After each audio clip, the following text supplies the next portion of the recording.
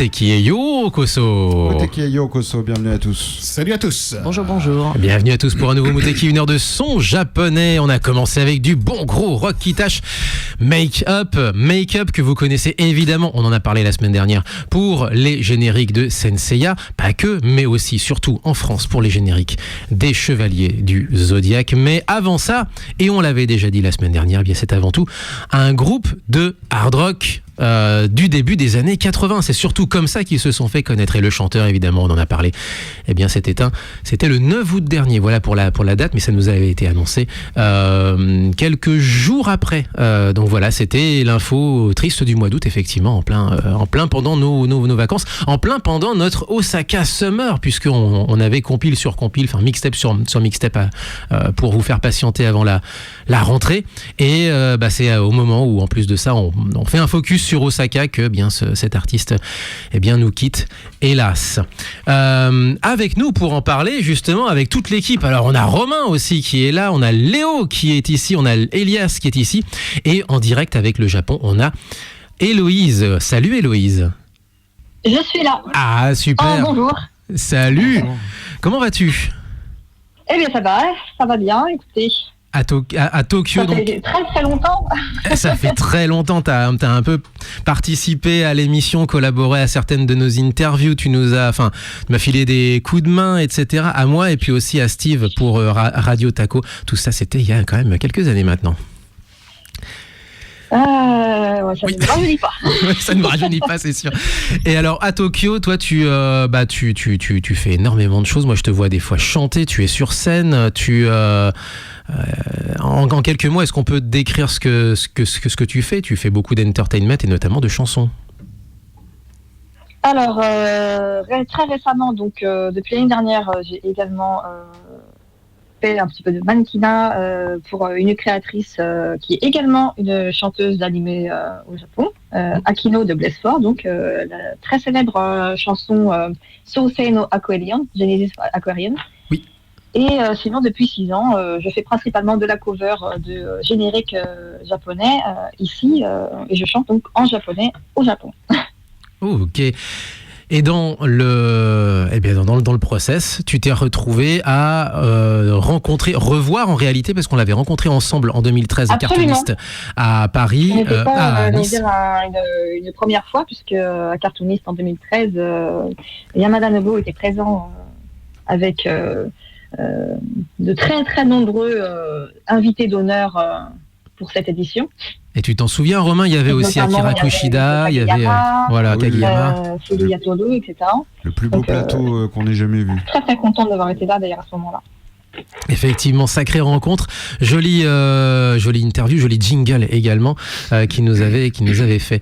Kageyama aussi d'ailleurs, qui nous soutient. C'était dans Absolument. son jingle, c'est même carrément oh Enchitemas, ce qui est vraiment pour le coup, je vous soutiens, je suis avec vous. Je vous kiffe. Je vous kiffe, exactement, tout à fait. Et Nobuo Yamada, il se trouve que tu l'as retrouvé ensuite à Tokyo. On va en parler un petit peu plus longuement, mais déjà juste pour introduire le sujet, tu as suivi sa masterclass. On expliquait qu'il avait une masterclass à Tokyo de chant et d'art du spectacle. Et toi, tu en faisais partie alors des élèves? Oui, alors c'était une masterclass qui n'était pas, rendue publique parce que c'était dans un cercle très fermé où en fait seulement, des relations entre élèves. Donc Oui. on ne pouvait pas rentrer comme ça. Fallait être coopté, quoi. Déjà une première fois en essai, et puis après s'il t'acceptait en tant qu'élève de sa masterclass, tu pouvais continuer. Eh bien, Romain disait qu'il fallait être coopté, effectivement, ouais, tout à fait. Absolument. Ouais. Et monsieur Yamada Nobuo était très sélectif par rapport à ce qui concernait sa masterclass. C'est-à-dire qu'il n'acceptait pas les fanatiques, c'est-à-dire juste les personnes qui étaient là à ses concerts pour acheter ses goodies, etc. Les fanboys, les fangirls, quoi, tout simplement. Voilà. Donc Exact. c'est vraiment des gens qui étaient intéressés par la musique, qui voulaient apprendre à level up, voilà.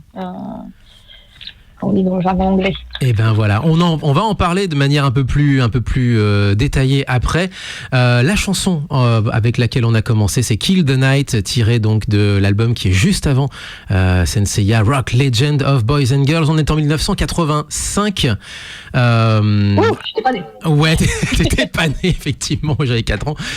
Et le clip est disponible, hein. Vous pouvez le trouver sur la toile. L'album aussi est disponible, c'est un petit peu plus compliqué, mais on peut le trouver effectivement dans son intégralité. Mais le clip, lui, est aussi intéressant à voir parce qu'on les voit vraiment à la hard rock chevelu à la grande époque des années 80, vraiment au début des années 80. Ensuite, pour cette émission, le programme de cette émission, c'est qu'on va avoir pas mal de grosses guitares en fait cette semaine. Des grosses guitares d'Osaka aussi avec toi, Romain, parce que tu nous as amené un Kageyama.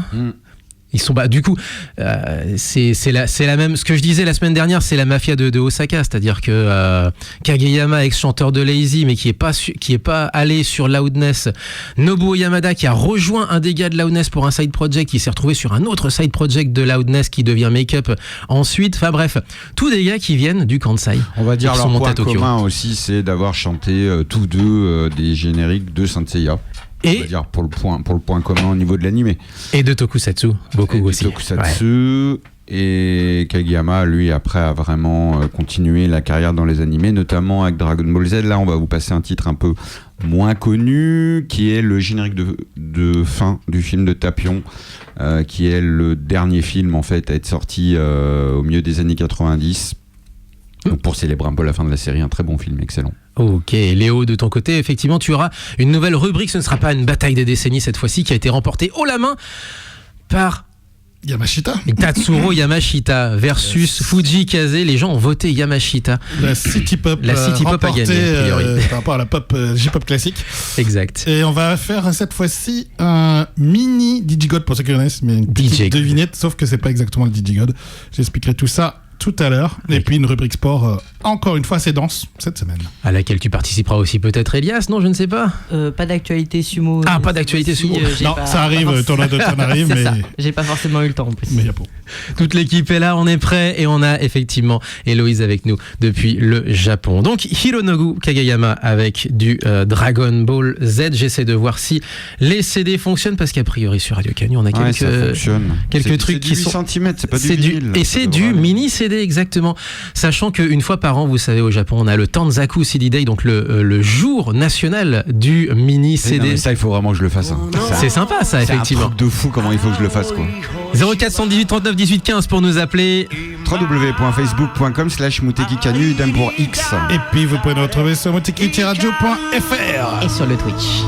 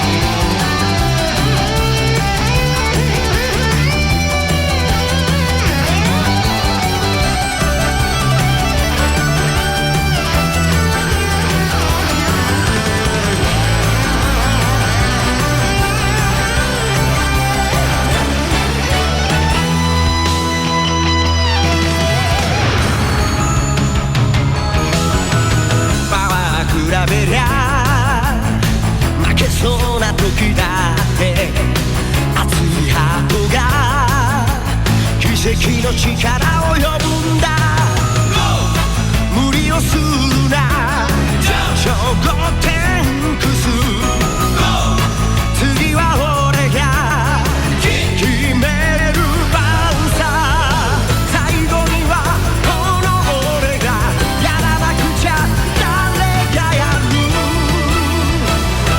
嘘じゃないぜ夢が踊る地球を壊すやつは俺が黙っちゃいないカットビのファッションドラゴンボー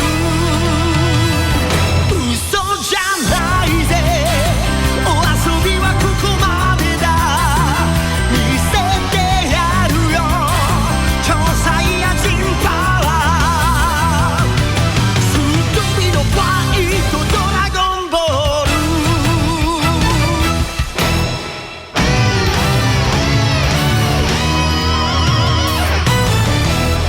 山田信夫です、無敵をお聞きの皆さんこんにちは、またフランスにもやってくるんで応援よろしくお願いします。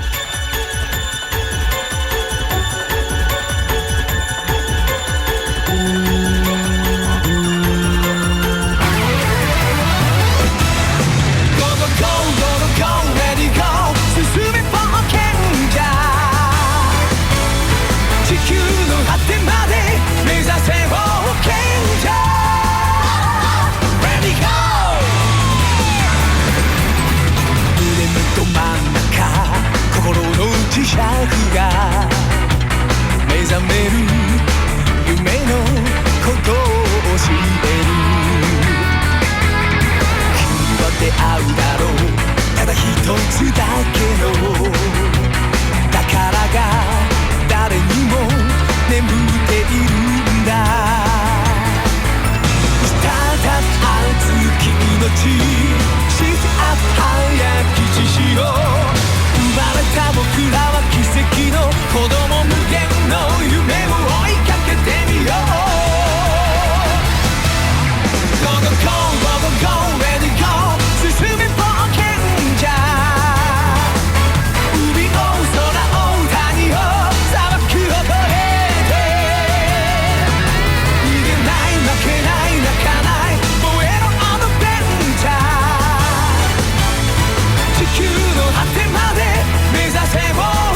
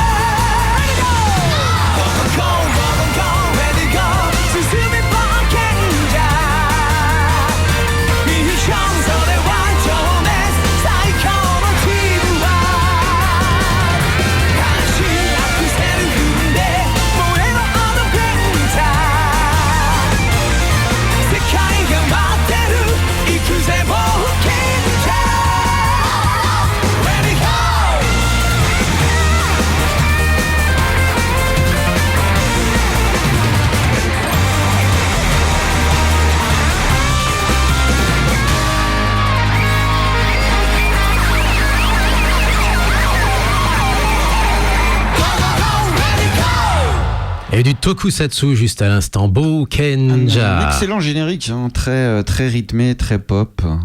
C'est quoi Gogo, enfin, comment ils le traduisent, Gogo Sentai Bokenger? Ouais, Bokenger, c'est une série qui a une dizaine d'années, non? C'est 2005. Ouais, Ah 20 non, ans. 20 Mon Dieu. 20 ans. 20 ans. C'était la sélection de notre invité, évidemment. Un ami de 20 ans. Héloïse, ouais, un ami de 20 ans, effectivement, tout à fait. Héloïse, donc c'était Bokenger. Et évidemment, c'est une série qui, en plus de ça, tu m'expliquais hors antenne, Héloïse, que c'était une série qui avait, parmi toutes les autres séries de Tokusatsu, une résonance particulière, en tout cas un succès particulier au Japon. Absolument. Les fans de Tokusatsu donc, ont énormément adoré cette chanson et c'était un incontournable de ces concerts, même acoustiques en dernier, parce qu'il ne faisait plus de concerts vraiment rock. Il était avec soit avec le piano, soit avec une guitare acoustique. Ouais, au piano, ça devait être On joli. avait même droit à une version acoustique de Pegasus Fantasy. Ça devait être Lors de joli, ces, ça devait être très pratiques. beau. Ouais. Ouais. Ça devait être très beau, disait Romain, effectivement. Ouais. Est-ce que tu entends ce que dit Romain, d'ailleurs, pour le coup? Alors c'est très très loin. C'est très très lointain. C'est bien ce que je craignais. Ouais, c'est pour ça que voilà, il me semblait. Oh, moi, je suis prêt. Hein. Pourtant, tu es prêt. Bref, mais ok, pas de souci. Mais Il oui, va oui, tendre l'oreille, il vous a dans l'oreille, mais ça va aller. ça va aller, mais ça roule. Ok. Ok. Explique-moi un petit peu. Alors du coup, tu nous expliquais déjà en préambule qu'il fallait être un peu coopté pour assister à ces masterclass. Toi, cette rencontre justement. Alors, on s'est rencontrés, on l'avait dit, les uns les autres en 2013 à Cartoonis. Mais toi, justement, comment tu es arrivé dans cette masterclass? Comment tu es entré dans cette masterclass? Eh bien, dans cette masterclass, en dehors de moi française, il y avait également une demoiselle de Taïwan et un homme d'un certain âge déjà qui était d'origine aussi anglaise. Donc, j'ai rencontré ces personnes-là lors de mes expériences sur scène et j'ai vaguement, émis fait la demande de savoir si, par exemple, il n'y avait pas quelqu'un. J'étais en recherche, on va dire, de cours, en fait, de cours de vocal. Oui. Et donc cette personne, cet Anglais m'a dit ouais, je connais quelqu'un, si tu veux, je peux te parrainer. C'est pas n'importe qui peut rentrer. Je lui ai dit, écoute, pourquoi pas, je veux bien essayer. Et donc c'est comme ça que. Et c'est comme ça que tu t'es retrouvé à le revoir. C'est comme ça que je me suis retrouvée à revoir donc Yamada Nobuo que je n'avais pas revu depuis 2013. Donc ça a été une retrouvaille de plus de 10 ans. Est-ce qu'il se souvenait de toi? Alors je lui ai reparlé de Cartoonist et dit oui, ça y est. Ok, d'accord. D'ailleurs, après son décès, j'ai vaguement, jeté une petite bouteille à la mer sur la toile. J'ai fait une recherche, Yamada Nobuo, blog Cartoonist, Nice, tu vois. Et il y avait bien une trace écrite de son passage à Cartoonist à ce moment-là. C'était un de ses derniers articles d'ailleurs de son blog de l'époque, parce qu'après, je pense qu'il a dû l'abandonner, en partie à cause de sa maladie, je pense. De son blog perso, alors du coup, ouais. Ouais, de son blog personnel. Ok. Et alors du coup, oui, ça fait quelques années qu'on savait, alors qu'en tout cas, le milieu savait qu'il était malade. Le milieu savait, voilà. Mais le public ne savait pas. Et le public ne savait pas. Et je crois d'ailleurs que ça a été le plus gros choc de ma vie jusqu'à présent. Ça a été le fait de le revoir comme ça, c'est bien la même personne.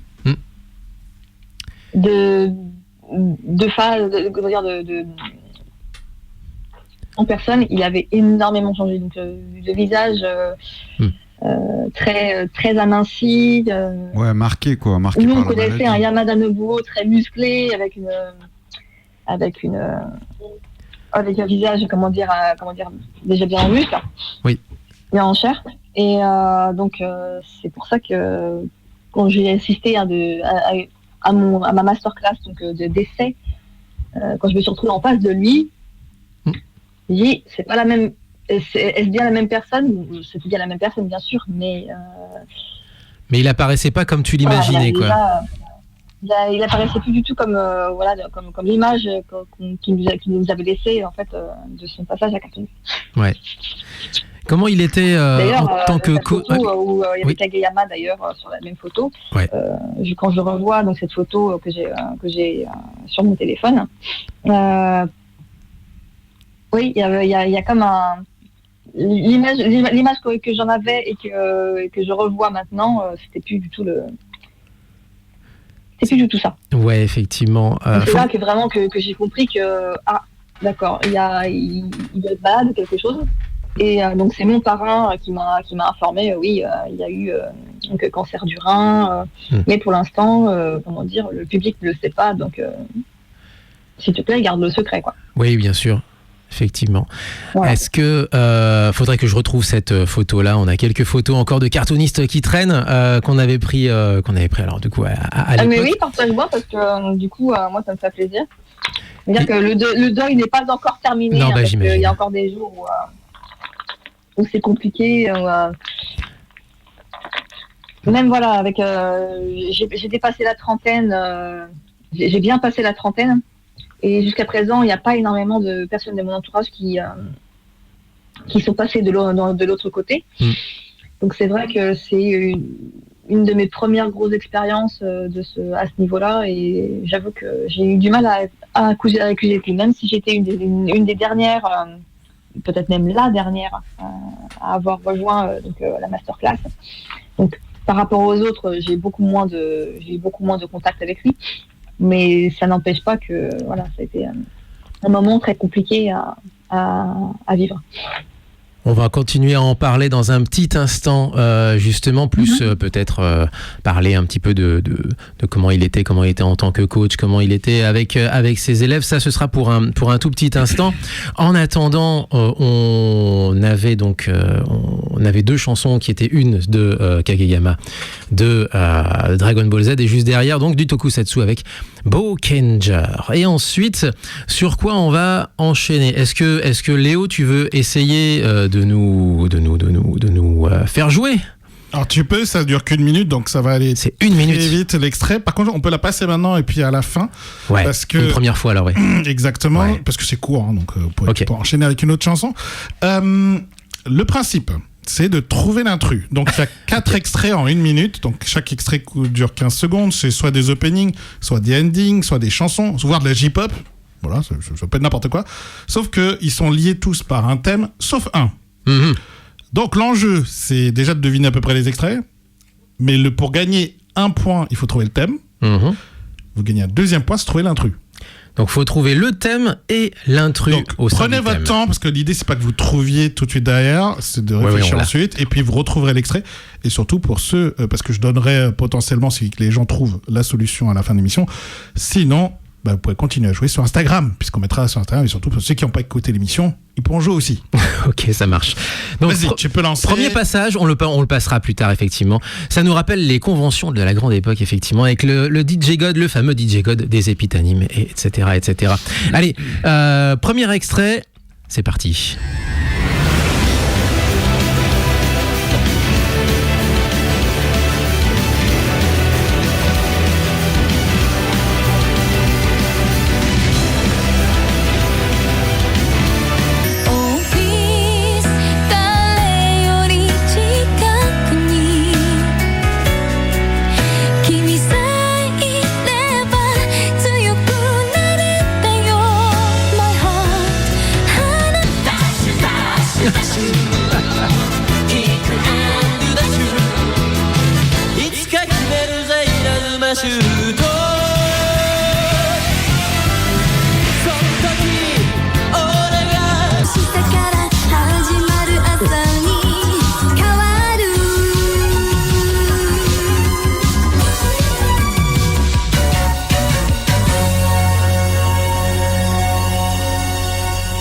Voilà. 4 extraits. 4 extraits d'animés. Il y a un thème, sauf un. Ok, il y a un thème sauf un. Alors, donc nous, on n'a pas le droit de jouer. Ah, si, vous pouvez jouer. Si, bien sûr. Si, vous pouvez jouer parce que personne n'a la réponse. Alors, moi, je dirais que c'est la première qui n'a rien à voir. Mais voilà. Et parce que le thème serait quoi, du coup? Parce que du coup, il y a un intrus dans le thème. On va peut-être vous... Ouais, vas-y. Non, je sais pas. Non, bah, il sait pas. On va vous laisser réfléchir. compliqué. Ouais, hein. laissez En réfléchir. attendant. Je dirais que le thème Oui. général hors intrus, c'est le sport. Alors, Ouais, alors, Il a- Japan 80s a été plus rapide. Exactement. Le thème, Non, mais c'est le sport. Oui. il est chiant. Maintenant, il faut trouver l'intrus. Alors, par contre, Japan 80s, il faut choisir. Pour une moi, c'est le réponse, parce deuxième. que là, il dit, Moi, je dirais le premier. c'est le un deuxième ou pour moi. deux. C'est le deuxième. Deuxième. Oui. Parce que Japan 80s donne deux réponses, je peux pas accepter. Moi, j'ai un Japan point, 80s, déjà. il donne un ou deux. Le premier, c'est Mako Shobu, c'est Haikyuu. Le troisième, Ah bon c'est. Ah bah non, bah alors ouais, bah j'ai ou faux. Battle of the Concept. Je ne sais plus ton concept no Tatakai. Je ne sais plus, c'est du Haikyuu de toute façon, quoi C'est qu'il du en soit. IQ, c'est bon. Voilà, le troisième, c'est du Olivier Tom. L'idée, c'est pas de Et trouver le dernier, c'est du Jeanne et Serge. les Voilà. titres. Exactement. Voilà. Et le deuxième, Le deuxième, c'est je ne sais mon pas. intrus, donc tu as un point et Japan 80s a un point. Et moi j'ai un point aussi. J'ai trouvé, Ah, t'as pas T'as été trouvé assez qu'il y avait un rapide, intrus. T'as pas été assez rapide. On va. j'ai trouvé le Il a sport. trouvé le thème. Il a La trouvé thématique le du sport. Bon, allez, je vous donne un point chacun. Oh, c'est- Pour être Allez, sympa pour la première Ah fois. bah dis donc. Non, moi, il y a la rapidité. Petite Le reste- deuxième ouais. extrait, c'était un clin d'œil à nous, À en nous. tant que groupe d'amis, puisque c'est Fruit Basket. Oh, ah oui, non, j'en étais sûr.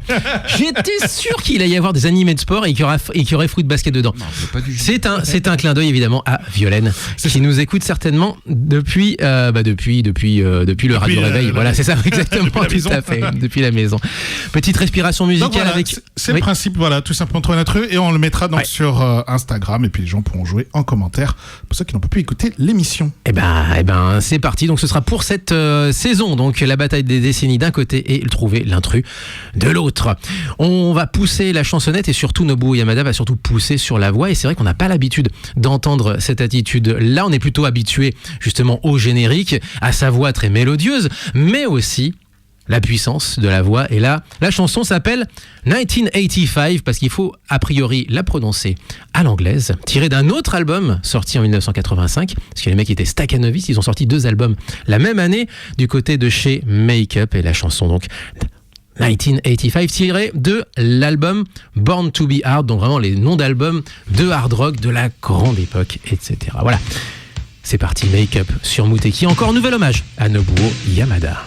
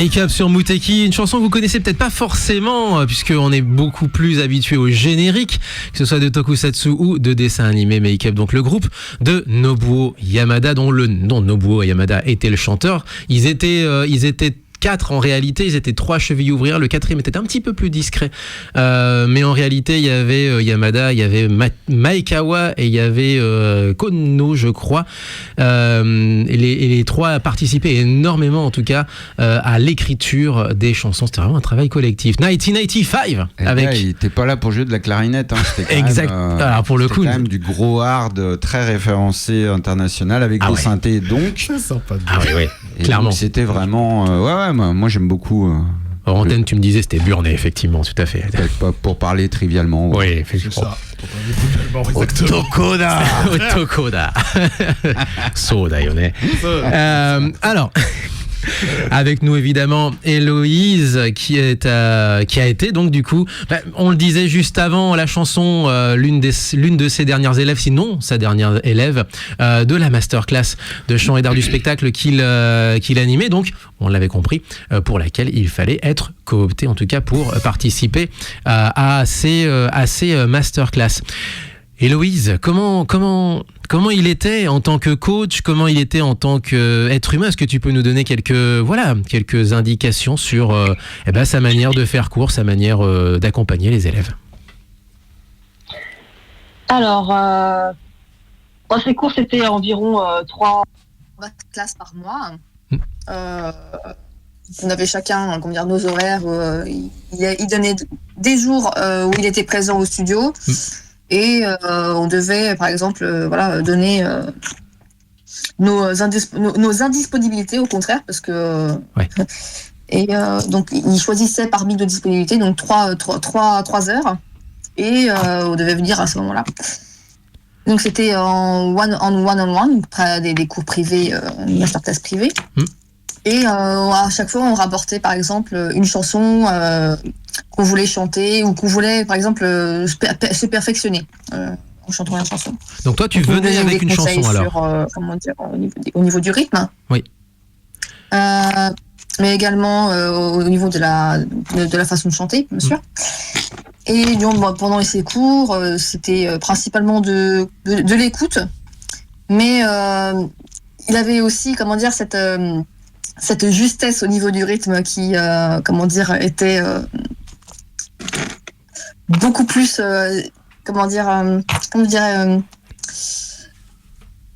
il était vraiment très à cheval sur le rythme. Il laissait rien passer. Très rigoureux. Voilà, très rigoureux. Voilà. Donc tu venais toi sinon, avec une chanson en tant qu'humain, il avait énormément de sensibilité. Il avait vraiment cœur en fait à faire plaisir à son public. C'était un artiste, il avait plusieurs visages également. Il avait donc le visage un petit peu son visage strict ou son visage sur scène, mais également face à ses fans où il était plus dans le style mignon, surtout sur la fin. Ouais, aussi. Lors de ces événements pour ses anniversaires. Il y avait les after event où il avait les rencontres avec ses fans, prendre les check-ins, etc. Et donc il avait cette espèce de charme un petit peu enfantin malgré son âge déjà plus ou moins avancé, donc 61 ans. C'est jeune, hein, c'était pas jeune. Si vieux que ça, mais ça m'a dit, c'était vrai que... Est-ce que c'était coup, j'avais juste une question, est-ce que c'était payant ces cours? Du coup, bien sûr. Oui, c'était En fait, fallait être accepté et après, donc il y avait un tarif. Ok, d'accord. Où c'était. Il y avait une participation, donc je dirais pas le prix. Non, bien sûr, c'est pas le sujet. Mais tous les mois, il y avait une certaine somme à verser et puis c'était 3 heures en fait en privé avec lui. Ok. Une dernière chose pour compléter ce que tu viens de dire. Moi, j'ai vu une affiche. Alors, tu m'avais partagé une affiche où on avait Nobuo Yamada sur son siège avec sa photo de promo assez connue, mine de rien, ces dernières années, sur son trône, si j'ose dire, avec en médaillon les photos de, j'imagine, plein de ses élèves, dont toi. C'était quoi ? C'était une sorte de release party, c'était une rehearsal party, c'était une sortie de répète. Comment c'était un live où il présentait ses élèves. Qu'est-ce que c'était au juste, ce genre de choses? Ah oui, alors c'était la Nob Class Party où il y avait cet événement tous les ans, en fait, où les élèves présentaient leurs efforts durant l'année lors d'un événement public. Ouais. Et donc il était présent pour plus ou moins nous juger notre prestation sur scène. Et puis après continuer la masterclass en fonction de notre niveau. C'est une extension de la masterclass, quoi, effectivement. Voilà, c'est ce qu'ils appellent le Happyokai. C'est présentation de fin d'année. Voilà, c'est un petit peu comme chez nous ce qu'on a, la fête de l'école ou la kermesse, etc. Donc par classe, présenter une danse ou un chant. Ouais. Voilà. Mais vous passiez sur une chanson ou deux, ou seulement une chanson et ça tournait? Il y avait un thème par année. Tous les ans, le thème était différent. Mais cette année, c'était pour les 10 ans, le thème c'était des chansons uniquement lors de ces 40 ans de carrière. D'accord. Donc, vous allez prendre au moins une chanson de son répertoire. De son répertoire, voilà. Et tu en as choisi une, toi? Alors moi, j'ai choisi. On en a eu deux. Okay. Une en duo avec la musique en karaoké. D'accord. Et une aussi en duo, mais avec Nama, c'est-à-dire avec les instruments.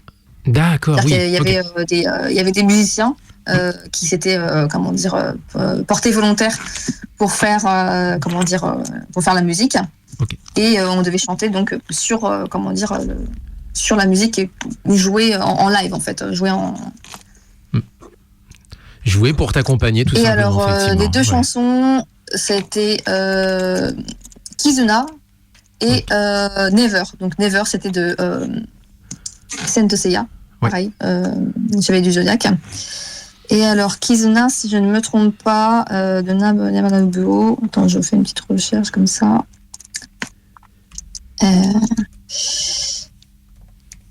Ça va me revenir. Kizuna, c'était alors Startup Kizuna, c'est ça? C'est ça, Startup Kizuna. Voilà. Bokenger, effectivement. Ok, donc pareil, le tokusatsu qu'on a écouté il y a un instant. Voilà. Moi, j'étais pas du tout,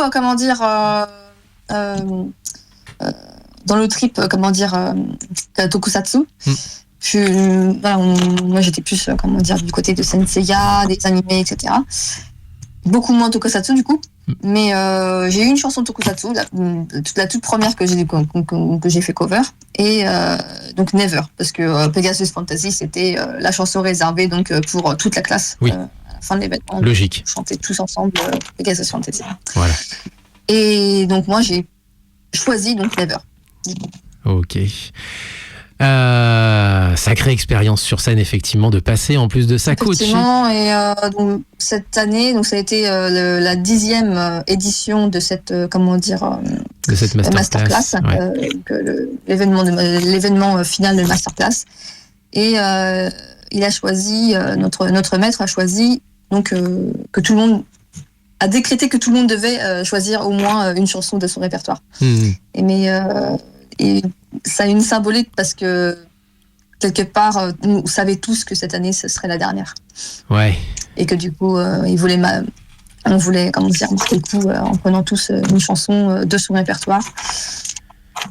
Et rendre hommage effectivement au maître, ça évidemment. Pendant qu'il était encore, De ce monde. Pendant qu'il était encore parmi nous. Exactement. C'est très touchant, effectivement, comme témoignage. Merci en tout cas pour ce témoignage-là. Il était assez touchant, effectivement, assez émotionnel. Je vais juste en profiter pour faire une transition vers toi, Romain, puisqu'il y a d'autres témoignages qui sont en ce moment au Japon. En tout cas, ça a été fait il y a quelques années, ce film, il me semble déjà. Voilà un film, mais alors un témoignage où donc du coup quelque chose de plus sociétal. Donc sociétal, ouais. Il y a quelques semaines, 2 semaines, est sorti en vidéo en France un film qui s'appelle Black Box Diaries, chez un petit éditeur qui s'appelle Hanabi, qui était spécialisé en fait dans tout ce qui est sortie japonaise plus ou moins inconnue. Et donc Black Box Diaries, qu'est-ce que c'est ? C'est un documentaire. Moi au début je pensais que c'était un film, mais non, c'est un documentaire réalisé par Ito Shiori, qui est la principale protagoniste de cette affaire, donc qui est une journaliste politique qui a été victime d'un viol en 2015 au Sheraton Hotel de Tokyo ça a été prouvé depuis le biographe comment il s'appelait de Shinzo Abe, de Shinzo Abe, merci, du Premier ministre de l'époque. Alors le biographe de Shinzo Abe qui s'appelait Yamaguchi. Et donc il y a des preuves vidéo, etc. Et ça a été un combat en fait de plusieurs années pour qu'elle se fasse reconnaître. Alors elle a été aidée par un policier qui a été muté, etc. L'affaire a été étouffée. Le Yamaguchi en question, il allait souvent aux États-Unis. Un jour, quand il est revenu, il devait être arrêté. Et finalement, la police de Tokyo a donné l'ordre de le laisser libre. Enfin voilà, il a été clairement protégé. Au final, c'est un témoignage très important car au Japon particulièrement, il est rare en fait que les victimes soient médiatisées, puisqu'il disait que 7 ou 8 cas sur 10 les victimes ne portent pas plainte, et pour celles qui portent plainte, ça va rarement jusqu'au bout. Ouais. Donc voilà, elle était jeune, elle a décidé d'écrire son histoire au fur et à mesure, et en 2023, elle en a fait un film que je vous invite grandement à aller voir. C'est un petit Blu-ray qui est pas cher, c'est sorti uniquement en Blu-ray par contre. Black Box Diaries, voilà, c'est un témoignage très intéressant. Le Japon change, hein, mais voilà, il y a encore il y a encore un côté patriarcal, et notamment on le voit dans le film. Ouais. Vous verrez que elle est quand même prise à partie souvent quand elle sort d'audience et tout par des gens, et pas uniquement des hommes, hein, des femmes qui la traitent de menteuse, qui disent qu'elle devrait avoir honte, etc. Qui prennent parti pour... Voilà, ça reste quand même... ça, voilà, ouais. Il y a des passages assez édifiants où elle se fait prendre à partie sur le fait qu'elle avait un bouton défait de son chemisier, et on entend une femme en off qui dit pour une victime de viol, elle est quand même bien à l'aise. Enfin, tu vois, ce genre de... Ce genre de truc. Et ça vient de femmes. Et ça, c'est dans le film, ça, effectivement. Ouais, elle l'a pas édulcoré, etc. Voilà. Non, c'est sur le vif. Voilà. Bon, évidemment, c'est monté. C'est sur plusieurs années, mais c'est vraiment édifiant sur la façon de voir. Voilà, il y a des gens qui la soutiennent, mais il y a aussi beaucoup de gens qui l'enfoncent. Ouais. Excellent. Vraiment, je vous encourage à le voir. C'est très, très parlant, et ça dit beaucoup de la société japonaise. Faut pas que la tête du clou sorte du plancher. Exact. Mettre le clou dans le plancher. C'est ce que nous disait d'ailleurs Maya Barou aussi dans une interview aussi. Bonne métaphore, Léo, je te remercie. La métaphore du clou, la fameuse expression. Léo, peut-être quelques news également. Je vais faire très très vite. Eh oui, malheureusement, il reste peu de temps. L'US Open en ce moment de tennis avec Naomi Osaka qui a pour la première fois depuis 2021 les demi-finale, ouais. Effectivement, elle est revenue suite à la naissance de son premier enfant, je pense. Et elle a atteint les demi-finales de l'US Open, ce qui est déjà excellent. Et elle a malheureusement perdu en demi face à Amanda Anisimova. Et très vite, l'équipe de volley féminine continue son parcours, et d'ailleurs va jouer aujourd'hui à 10h30. Yes. Contre la Turquie en demi-finale des championnats du monde de volleyball féminine. Et les japonaises, ça fait longtemps qu'elles n'ont pas autant brillé de la sorte. Go for gold. Go for gold, exactement. Par contre, l'équipe japonaise féminine de rugby, c'est moins ça. Et elles vont jouer un match pour sauver un match de gala contre la Nouvelle-Zélande. Gala contre l'Espagne, non. Ah non, oui, mais elles ont perdu contre la Nouvelle-Zélande. Elles ont perdu lourdement, 62-19, tout à fait. Ils ne sont pas laissés faire, ça va. Et puis, un petit mot quand même de tennis fauteuil. Toujours à l'US Open, puisque vous savez que les Japonais sont forts en tennis fauteuil. Il y a un petit jeune de 19 ans, Tokito Oda, qui est numéro 1 mondial depuis l'âge de 17 ans, champion olympique à 18 ans, et qui va faire les grands 4, il lui manque que l'US Open et il est bien parti pour. Bravo à lui. Aller. Le grand chelem. Voilà. Exactement. Et puis un tout petit mot de badminton, puisqu'il y a le championnat du monde de badminton à Paris. Dit, ça y est, il va pas en parler. Akane Yamaguchi, qui, alors qu'elle n'espérait rien, elle est plutôt vers la fin de sa carrière à 28 ans, eh bien, elle emporte. Elle a démonté tout le monde. Elle les a déglingués. Elle a perdu un set sur l'ensemble du tournoi. Un set. Exactement. Voilà. Exactement. J'en ai pour une seconde. Je faisais juste le joint avec ce que disait Léo sur le volet. Je vous encourage très fortement à regarder un film aussi qui est maintenant disponible en vidéo, qui s'appelle Les Sorcières de l'Orient. Dont on avait reçu effectivement le réalisateur. Et qui raconte l'histoire de cette équipe légendaire féminine des années 70 au Japon, qui sont devenues des véritables trésors nationaux. Oui.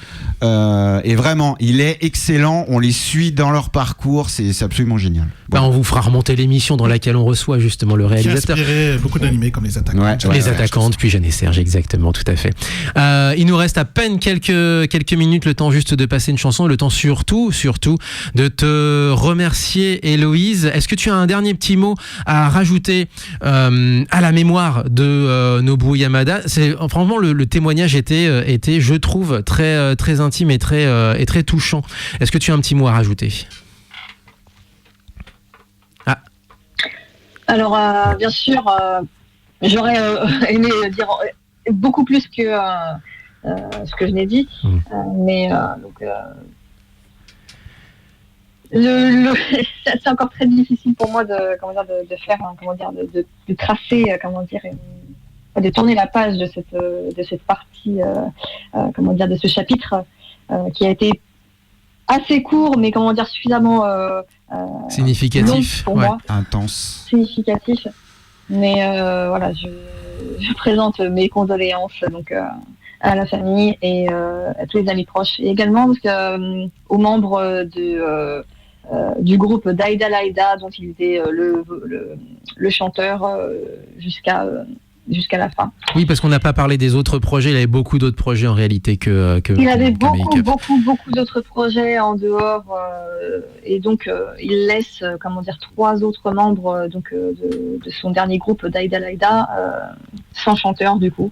On ne sait pas trop ce qu'ils vont devenir, mais j'espère que j'aurai l'occasion de les recroiser. On va surtout espérer que tous ces liens ne se distendent pas malgré la perte du professeur. En tout cas, merci beaucoup. Merci, du coup, on te laisse on te rend à Tokyo. Merci de m'avoir interpellé sur Instagram pour en parler. Je n'étais pas forcément très... je savais pas vraiment si j'allais pouvoir le faire ou pas, étant donné que c'était très très frais. Tu l'as fait et franchement on a pu avoir en tout cas de vraies tranches de vie grâce à tes explications. On se quitte avec quoi, mon Romain? Merci. Avec du Lupin, 3e série. Donc on a eu la 2e série en France sur non, c'était Antenne 2 ou... C'était quoi, Antenne 2 je crois, ouais. Et là, c'est la 3e série qui est culte au Japon, mais qui n'est malheureusement jamais passée en France. Sexy Adventure, Lupin Sensei Part 3, où il a une veste verte. C'est à noter. Il a une veste rose. Merci. Tu vois la nuance. C'est une sacrée nuance. Attends, il faut pas déconner. Et vive Lupin.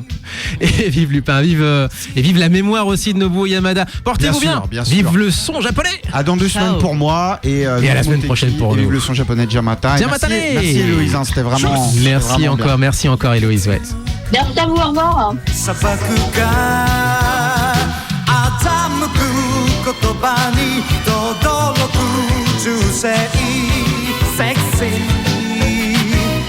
Adventure 危険な夢と言われてもスリルのために全てを俺はかけてもいい It's the time to play the game 熱いときめき甘い頃に火薬の匂い It's the time to take a chance 派手に決めるぜデリシャスな勝利が俺を待っている